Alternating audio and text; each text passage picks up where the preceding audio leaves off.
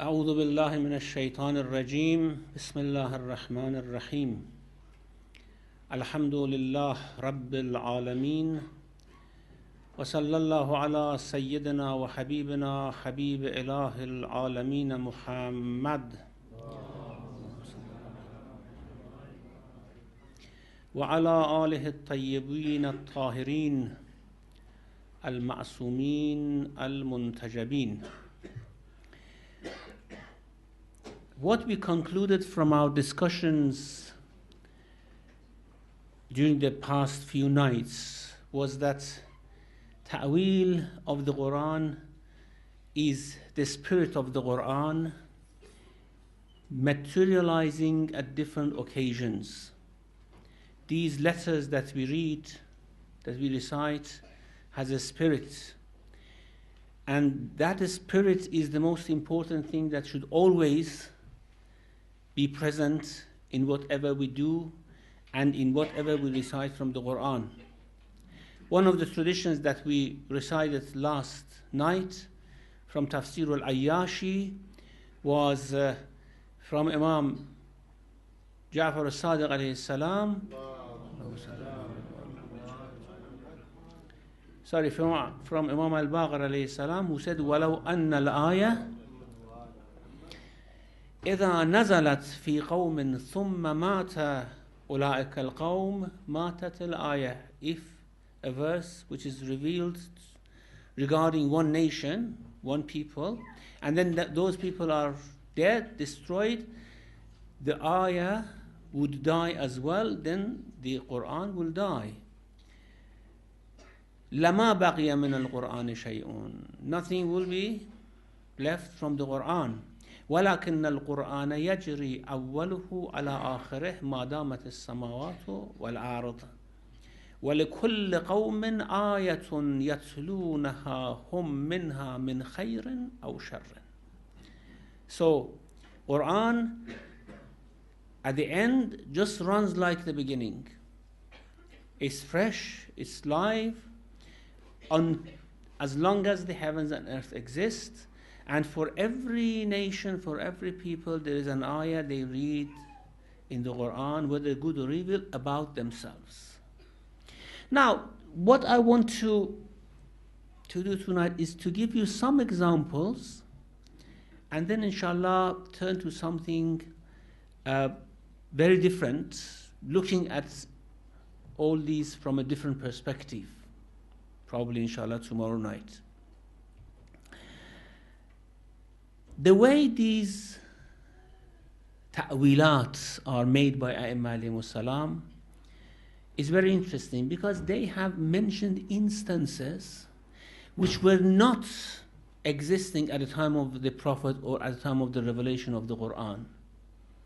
And then they interpret the verse according to those instances. Now let me give you one very outstanding example, which one would think is quite unrelated to what the Imam is saying.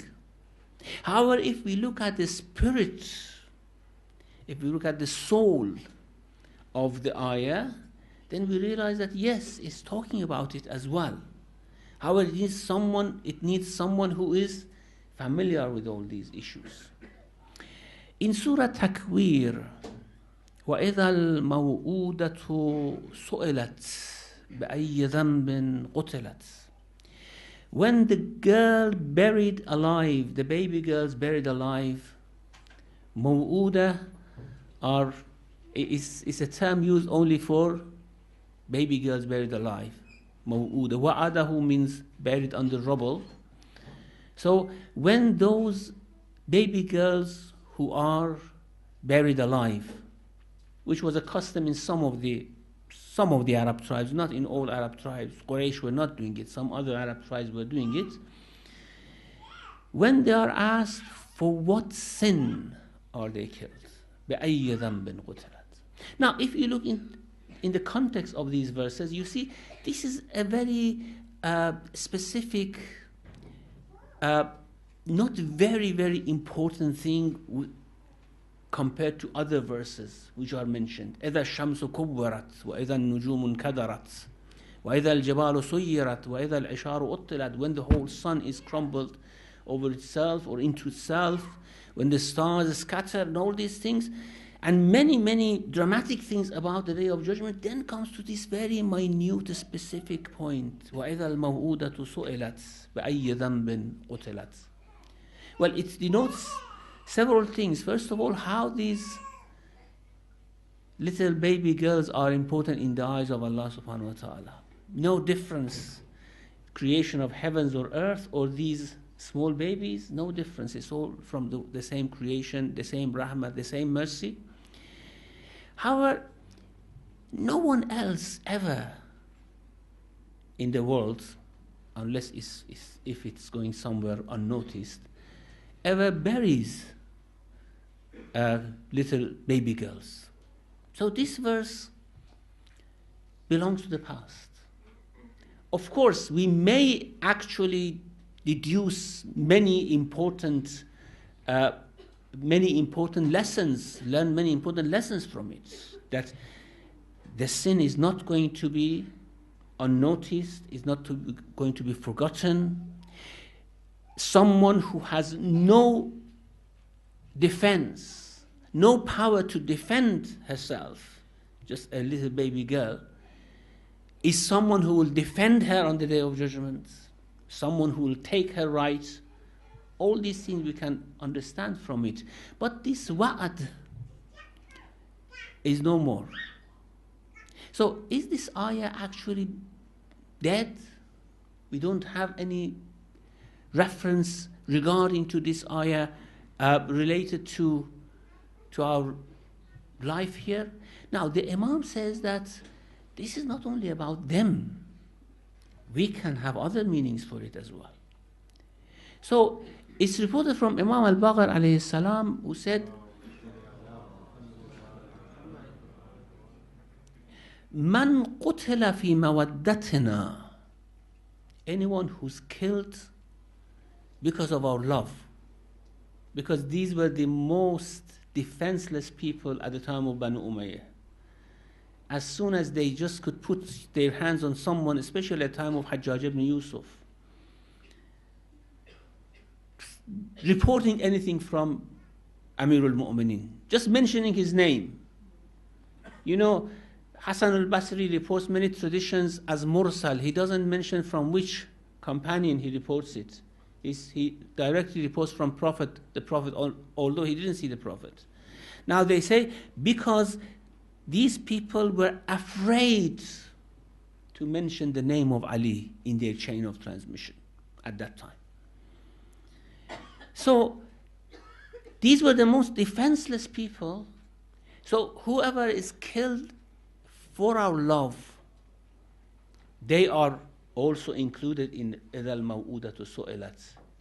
We look at the defenselessness, at the grave sin which is committed for nothing, just for the sake of prejudice. And this killing the girls was for the sake of prejudice, because they were prejudiced that they didn't want to see, for example, in future, if there are battles, the girls are a hindrance or something like that.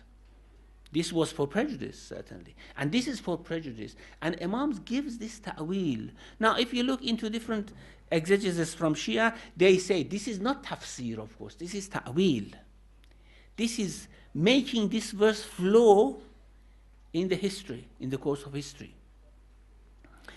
And interestingly, Muhammad ibn Abi Umayr reports from Imam as-Sadiq alayhi salam saying that this verse is about Imam Hussein alayhi salam. Now, if you want to compare, quite unrelated. What is the relation between Maw'uda and Imam Hussein alayhi salam, who was killed in the battle? But again, we see he was killed innocent. He was killed for prejudice. Again, the same thing. Now, of course, we will later discuss whether we can also have such inferences from the Quran or not, because ta'wil is something very dangerous to do. You should have real knowledge about this. And then probably we have to discuss the difference between الراسخون في العلم, those who are grounded in knowledge, and أئمة, who are from Siddiqeen, because these are two different groups.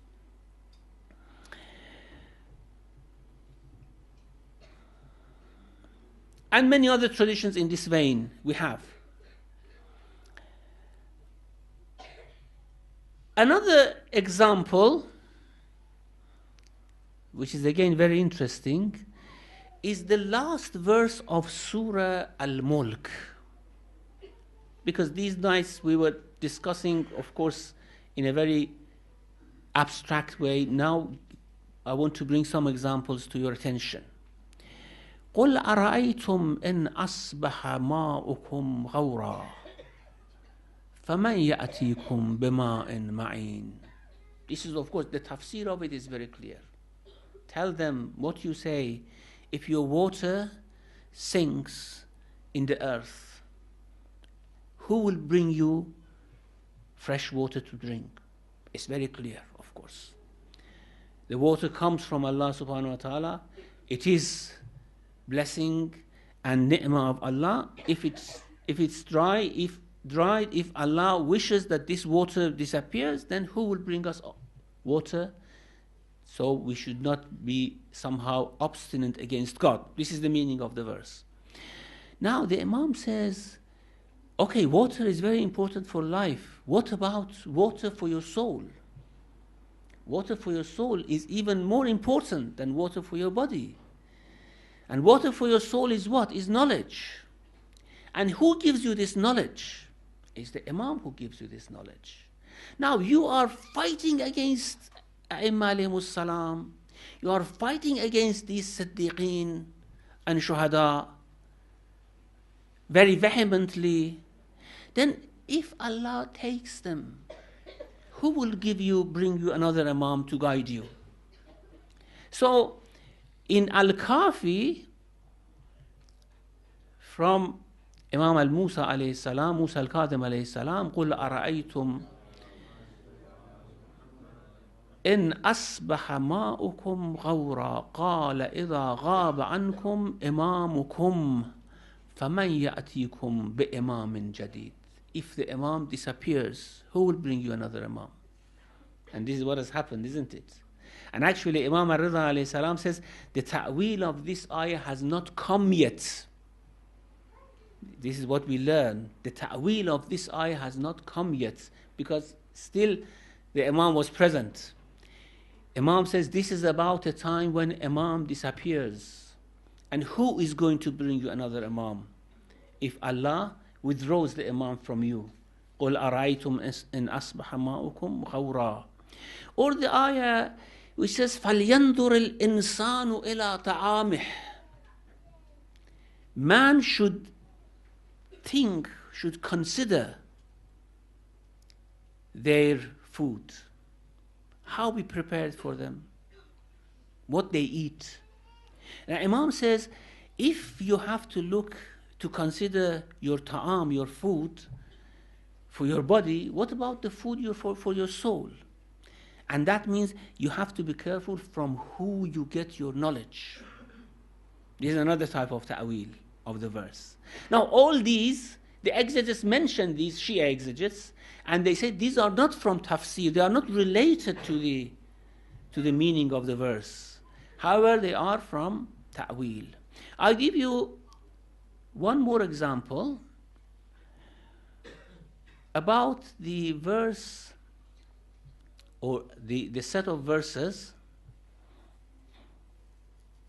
in Surah Yunus. Wallahu yad'u ila dar as-salam wa yahdi man yasha'u ila siratin mustaqim. Now you have heard in many traditions that Siratul Mustaqim is Ali ibn Abi Talib. However, Siratul Mustaqim was something that was there from the beginning of creation of Adam alayhi salam. How could Siratul Mustaqim be Ali ibn Abi Talib? Siratul Mustaqim, when these verses were revealed, Ali ibn Abi Talib, some of these verses, Ali ibn Abi Talib was still a child. How could he be Siratul Mustaqim? These questions come to mind. Wallahu yad'u ila dar as-salam. This is quite clear, especially comparing this with the previous verses. إنما مثل الحياة الدنيا كماء أنزلناه من السماء فاختلط به نبات الأرض مما يأكل الناس والأنعام. The example of this world is like the water which comes and then the vegetation of the earth grows, it becomes plenty, the ni'mah comes, the wealth comes, and then in the winter it all goes away, the life goes away, the worries come, the life is mixed with worries, with death, with disappearance. It's always like that. But there is one place which is secure of all these things. What is this? Darus Salam. The place of security, and that's paradise. And then there is one path which leads to that. وَيَهْدِي مَنْ يَشَاءُ إِلَى صِرَاطٍ مُسْتَقِيمٍ. Whoever he wishes, he leads to the right path.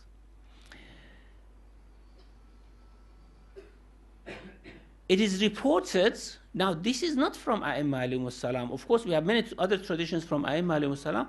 This is reported from Abdullah ibn Abbas that says, as-siratul mustaqim Ali ibn Abi Talib.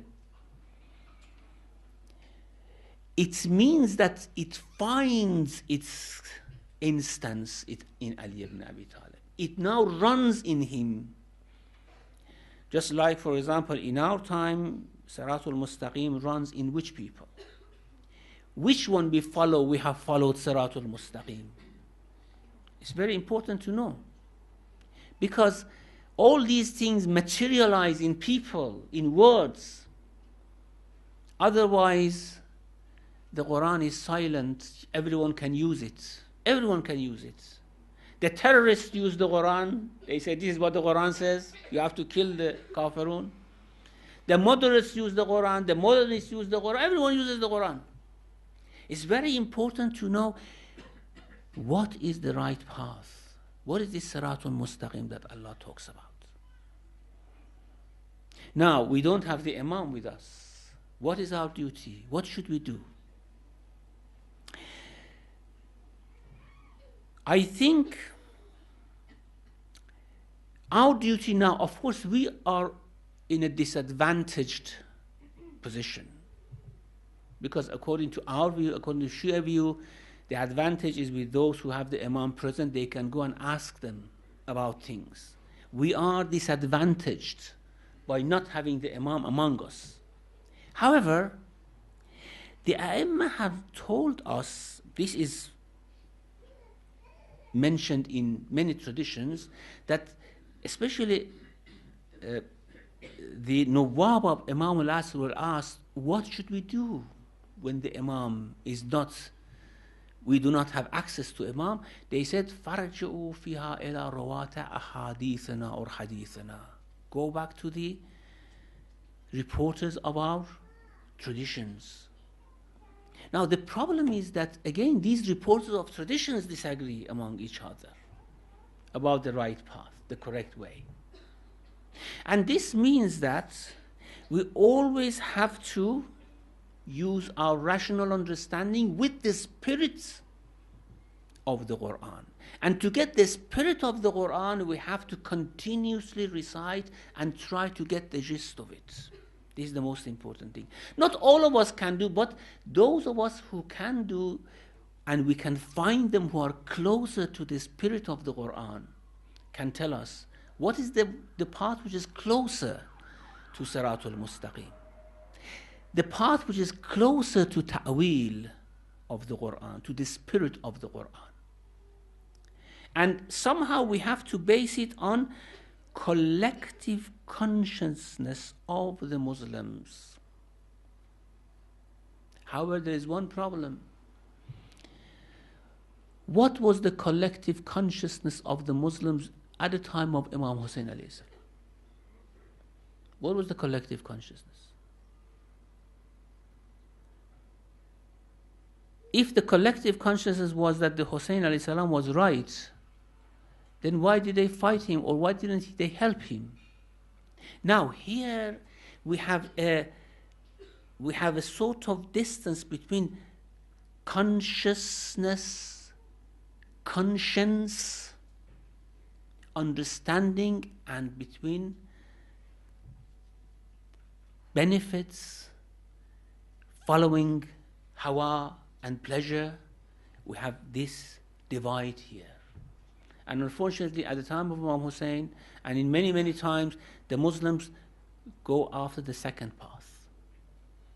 And do we have an ayah about this in the Quran? Yes, we have. This has happened to other nations.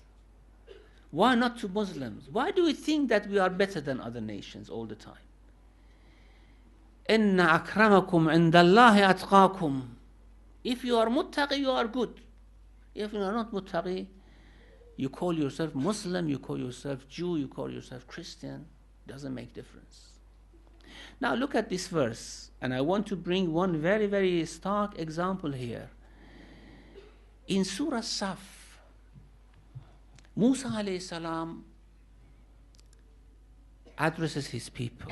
وَإِذْ قَالَ مُوسَى لِقَوْمِهِ يَا قَوْمِ لِمَ تُؤْذُونَنِي وَقَدْ تَعْلَمُونَ أَنِّي رَسُولُ اللَّهِ إِلَيْكُمْ.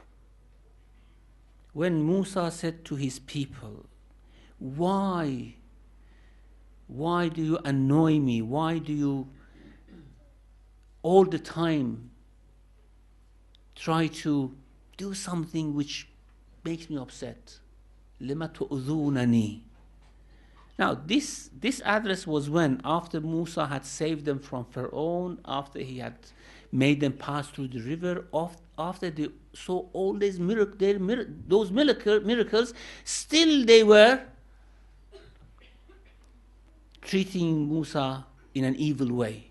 So Musa said, يَا قَوْمِ لِمَ تُؤْذُونَنِي وَقَدْ تَعْلَمُونَ أَنِّي رَسُولُ اللَّهِ إِلَيْكُمْ. You know I am the messenger of God. Not that you are in doubt. You are in no doubt. After what has happened, after what you saw, there is no doubt.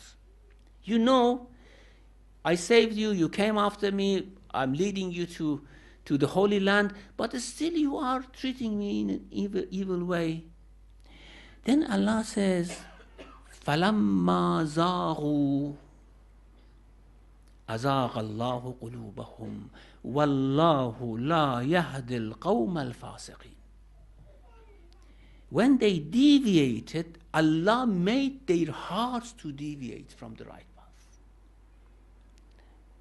Allah does not guide the fasiqun, the sinners. Just the way I said last night, He will not give you His address because He doesn't want you to go there. وَاللَّهُ لَا يَهْدِي الْقَوْمَ الْفَاسِقِينَ. Is this verse about the Jews only? No, of course not. And in fact, in Surah Ahzab, the Muslims are addressed and say, do not treat your prophets, and I add the household of your prophet, the way the Jews treated Musa. يا أيها الذين آمنوا لا تكونوا كالذين آذوا موسى. O you who believe, do not be like those who treated Musa in an evil way, annoyed him. Okay, so that means it's possible. It's possible to happen, isn't it? Why do you think that we are better than other nations? Our past record shows that we are not. We're not. Unless we go back to the same standard that Allah says for everyone, for every nation. The Jews, the Christians, they were Muslims as well. I mean, their religion was Islam. And Nadeen and Allah al-Islam. According to what we understand, they deviated. Now, is it not possible that we deviate? Yes, it's possible. We always have be on our caution. This is very important. We always have to check ourselves. يا أيها الذين آمنوا لا تكونوا كالذين آذوا موسى. Do not be like those who treated Musa evilly, in an evil way. And when they did, فَلَمَّا زَاغُوا أَزَاغَ اللَّهُ قُلُوبَهُمْ. This happened to Muslims as well. Actually, Hussein alayhi salam on the day of Ashura, he said, why do you want to kill me? While you know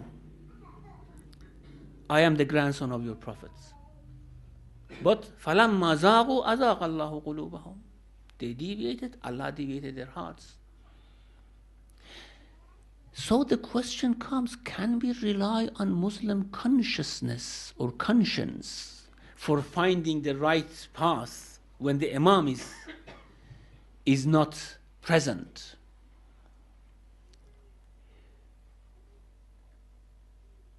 At the time of Imam Hussein alayhi salam, the interesting thing is that everyone knew that they are doing a wrong thing, and they did it.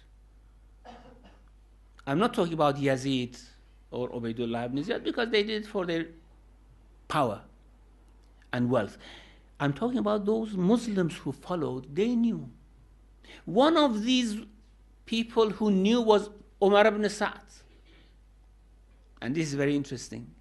Umar ibn Sa'd, you know his father, Sa'd ibn Abi Waqqas, the big respected companion of the Prophet, who was the commander of the army who conquered Persia, who then later on went back, a very respected man.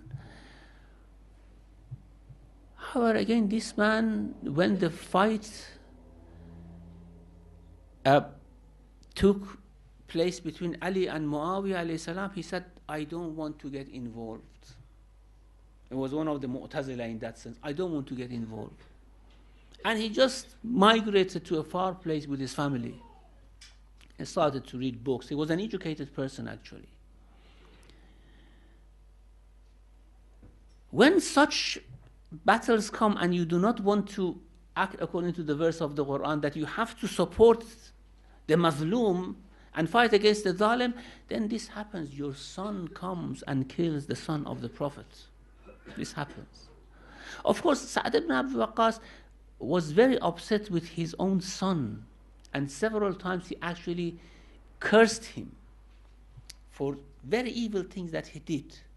However, Umar ibn Sa'd is one of the reporters in the Sahah al-Sitta. This is the amazing thing. He is regarded to be a trustworthy person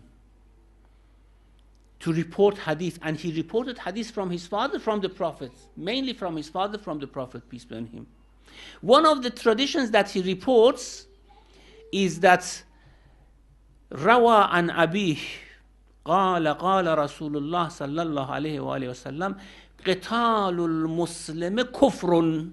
Fighting a Muslim is kufr. Now, if you report this hadith, why did you fight Hussein ibn Ali? And you knew that he was the grandson of the Prophet, the most honorable Muslim.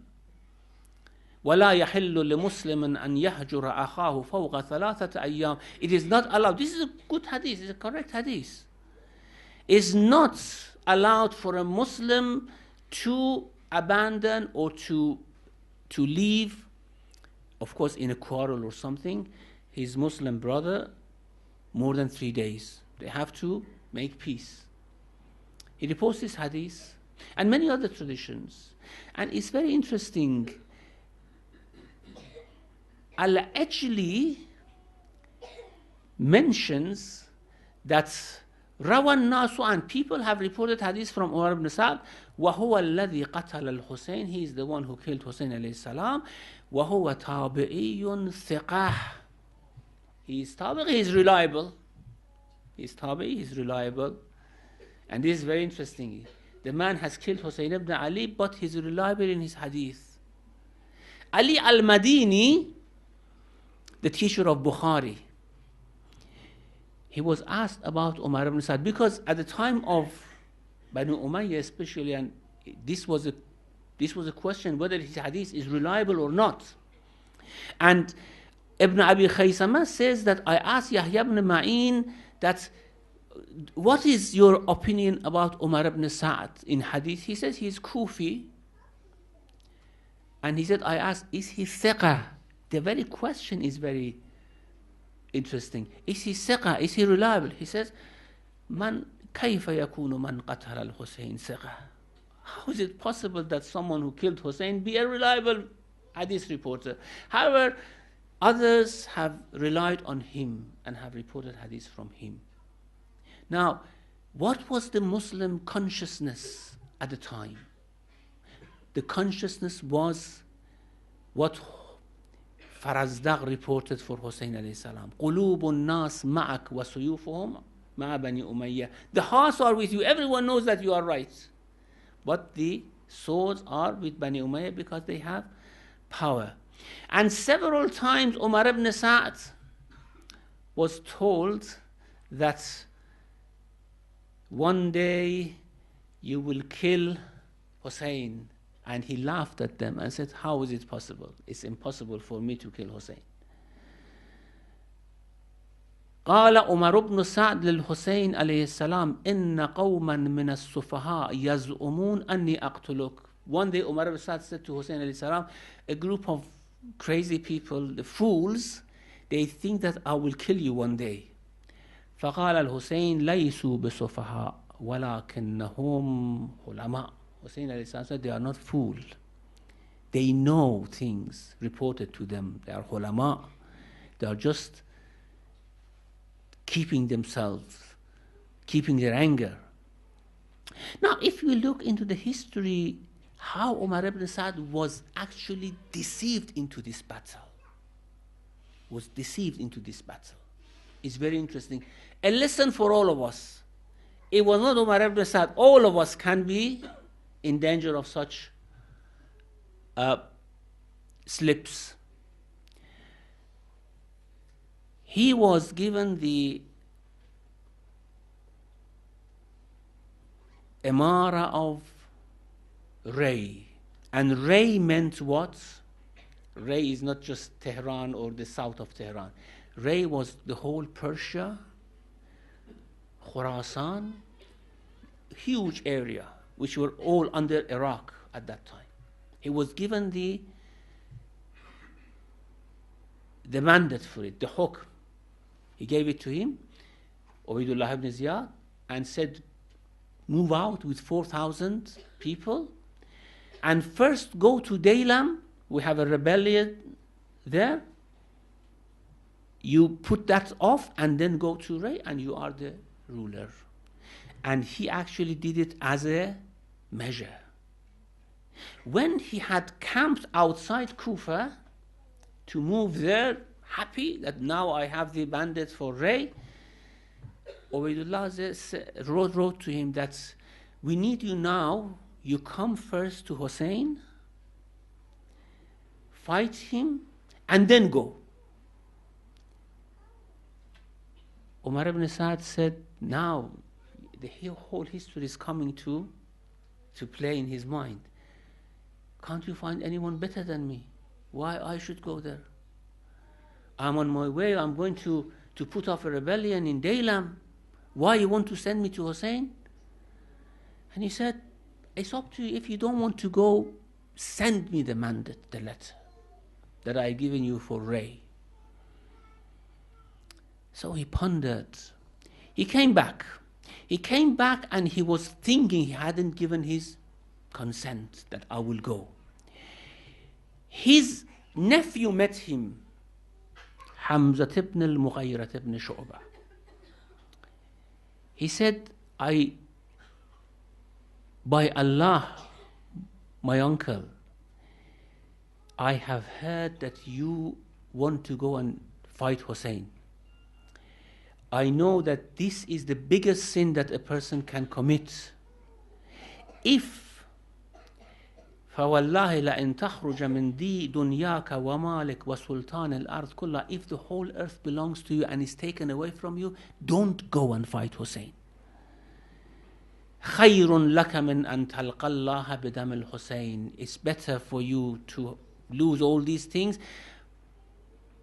than meeting Allah with the blood of Hussein alayhi salam. Umar ibn Sa'd says that, of course I'm not going to fight Hussein. It's foolish. The whole life he was saying that the foolish people are saying that I'm going to fight against Hussein. Now he's, of course I'm not going to fight Hussein. And another person, another one of his relatives, he says that I went to meet Umar ibn Sa'd, and I told him that he told me that Ubaidullah has ordered me to go and fight Hussein, and I have rejected.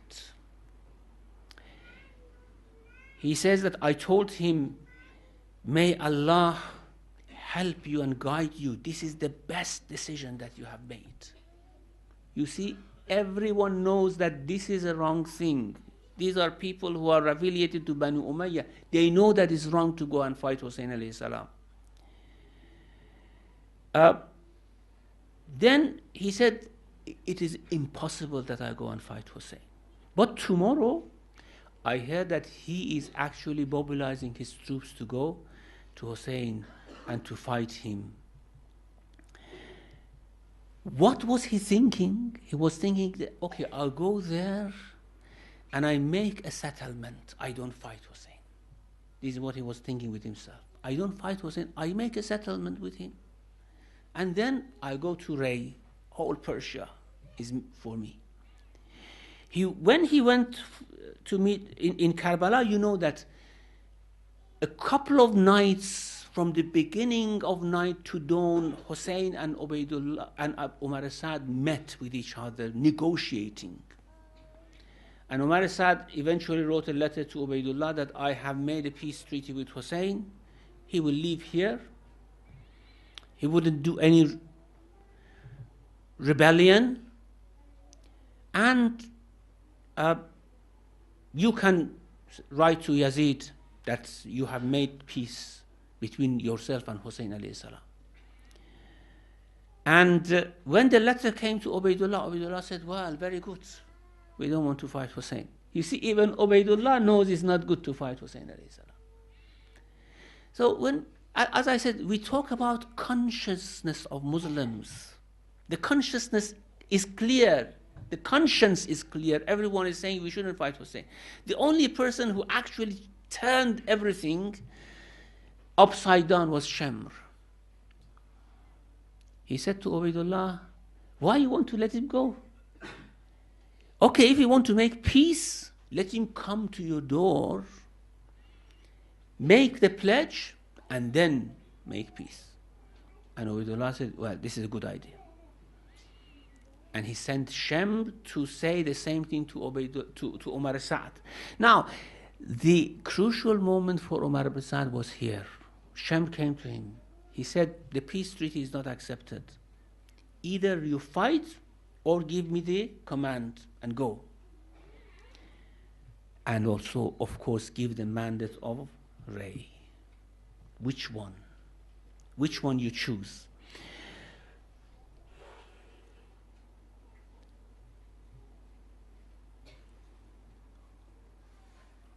Umar Sa'd said, may God curse you, Shem. You know what you did? Do you think Hussein will come to Ubaidullah and submit? لا يستسلم والله لا يستسلم حسين والله إن نفس أبيه لبين جنبه. I know the soul of his father in his body, he never submits. He never humiliates himself. So what you have done is just, you have left me with no choice but to kill Hussein or to fight Hussein. There is an interesting hadith which I'm looking for from Amirul Mu'minin alayhi salam, who once he met Umar Sa'd and he said that what will be the situation when you will be given the choice between hell and paradise, and you will choose hell. And this is actually the realization of it. He said, no, I don't give you the command, I fight. Here he chose Ray over not fighting with Hussein alayhi salam and killing, and actually he shot the first arrow to begin the war in Shahrul Haram, just for that hukuma. And what happened? The hukuma of Ray, he did not get it. They delayed it and delayed it and delayed it until Mukhtar killed Umar ibn Sa'ad. This was the eventual destiny of Umar ibn Sa'ad. Now, what I wanted to mention here is that the conscience of Muslims did not make a mistake. They all knew that it was right. It was their whimsy desires which led them to this. As the Quran says, again, this is the Quran. It comes through in Muslim community. وَلَا تَتَّبِعَ الْهَوَى فَيُضِلَّكَ عَنْ سَبِيلِ اللَّهِ. Do not follow the whimsy desires, because it will misguide you from the path of Allah. وَصَلَّى اللَّهُ عَلَى مُحَمَّدٍ وَآلِهِ الطَّاهِرِينَ.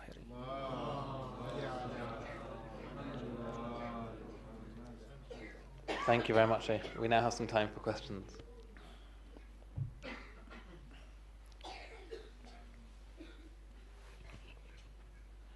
Assalamu alaikum, Shaykh. Alaikum assalam.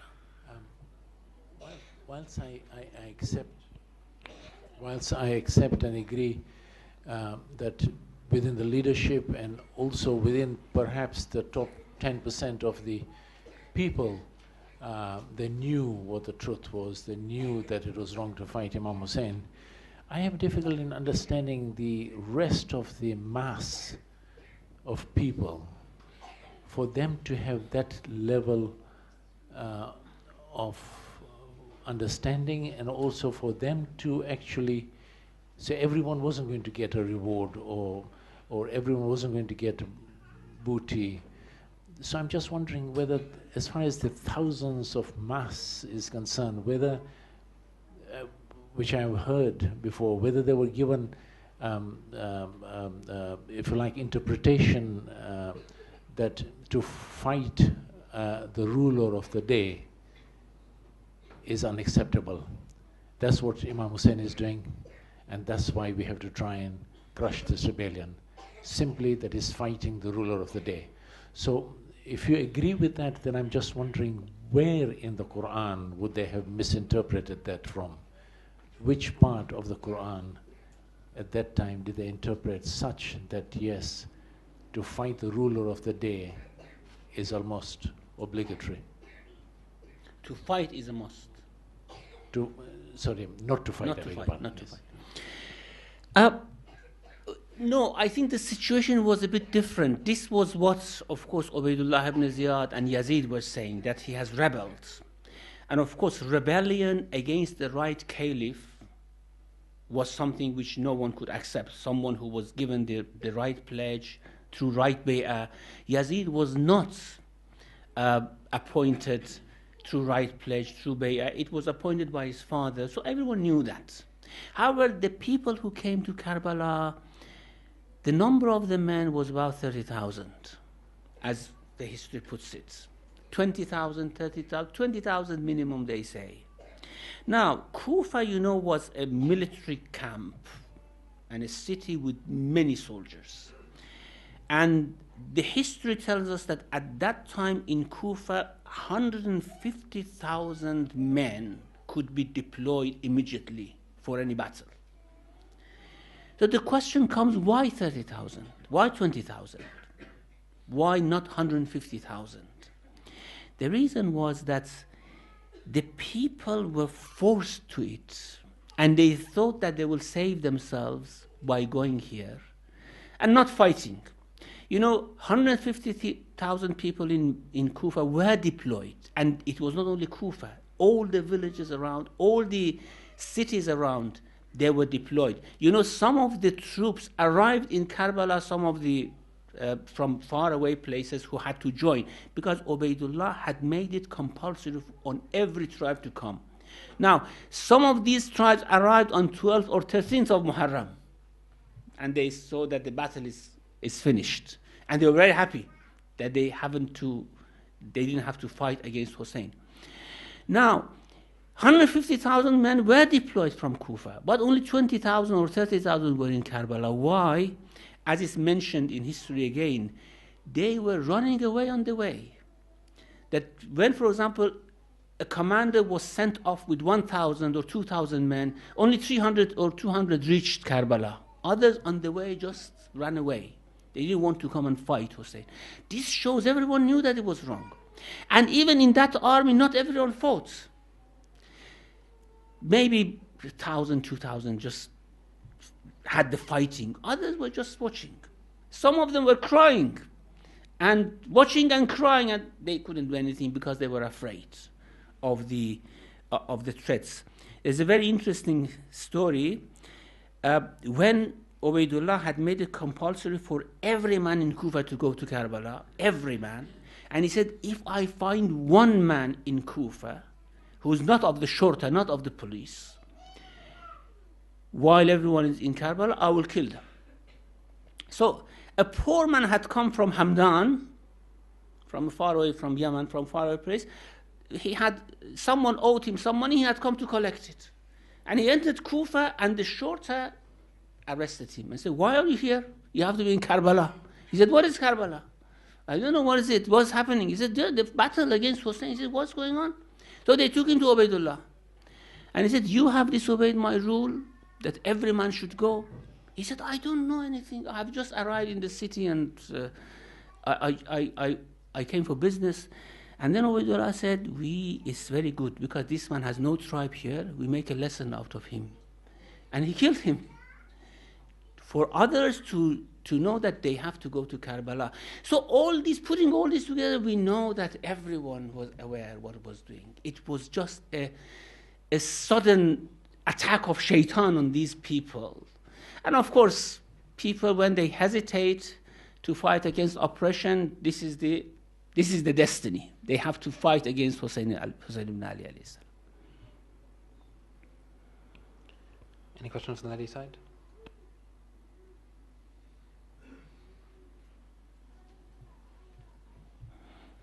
Assalamu alaikum, Shaykh. Thank you very much for your talk so far. I'm quite perplexed in that, I mean, obviously we know Imam Hussein alayhi salam's response to the oppression and the attempted change of the religion as well. Then you have Imam Ali alayhi salam on the other side, who has seen the leadership of the Ummah taken away from Ahl al-Bayt alayhim salam. He's seen 3 Khalifs come before him. He's seen various things changed here and there. Yet we don't see an aggressive or violent response from him and his supporters. How would you describe Imam Ali alayhi salam's stance in the face of oppression in comparison with Imam Hussein? I realize this is a big question, but it's something that's been perplexing me for the last few days, and mashallah, alhamdulillah, you've got me thinking about it. Alhamdulillah, so let me know what are your thoughts as well. The same manner and treatment which we see from Amir al-Mu'min, we see from Imam Hussein alayhi salam. After the demise of Imam Hassan alayhi salam, for 10 years, Hussein alayhi salam was in peace with Muawiyah. Although Muawiyah violated many articles of the peace treaty, Hussein alayhi salam didn't do anything. The situation was very different. As I said in the first night, what Imam said, he said, Yazid rajulun fasiq, mu'linun bil fasq. He does not care. Muawiyah cared very much. Muawiyah never did any fasq in front of people, if he was a fasiq. Okay, of course, there's a dispute here between Shia and Sunni about Muawiyah. We don't want to open that dispute, okay? However, Muawiyah was trying to follow the sunnah of the Khulafa. And Khulafa, of course, they tried to follow the sunnah of the Prophet. Now, where they went right or wrong, this is not what we want to discuss. But that was the golden time of the rulership in Islam. While at the time of Yazid, he did not care about anything. And if Hussein alayhi salam had paid allegiance to him, he would have legitimized such rulers to come and take the helm and lead the ummah while they do not believe in anything themselves. So this situation was very different. We see that in the same situation that Imam Hassan alayhi salam made the peace, Hussein alayhi salam honored the peace after Imam Hassan alayhi salam. But Yazid's situation was quite different. He couldn't legitimize. He couldn't have legitimized him.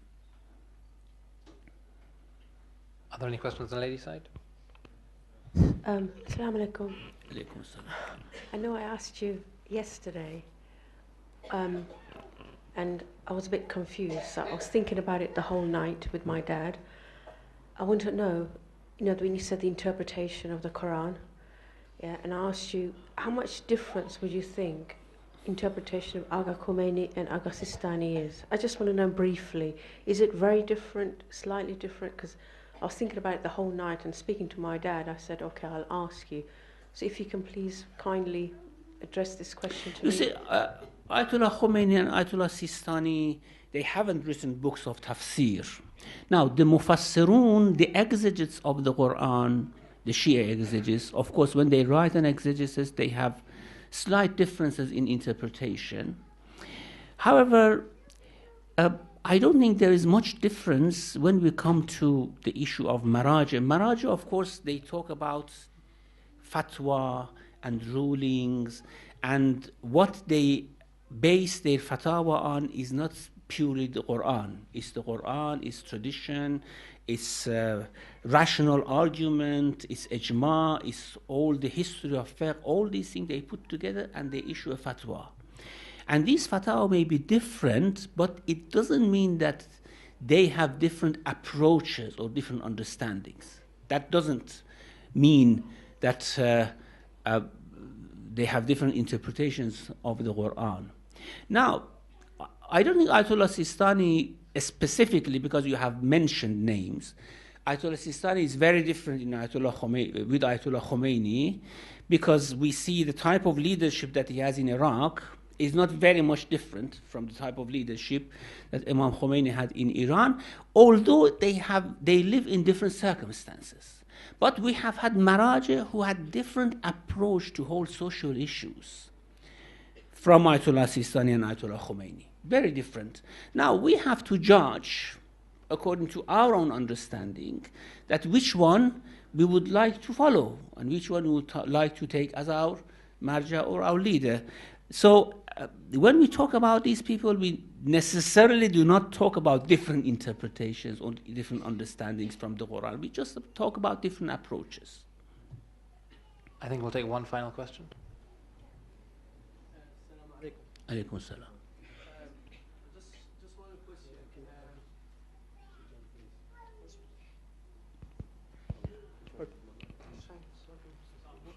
Okay. My question is, you said that the Islamic Ummah is susceptible to change. I mean, to be worse, or like Jewish, like Christian. But how do you find this in the contents of this ayah? كنتم خير أمة أخرجت للناس تأمرون بالمعروف وتنهون عن المنكر.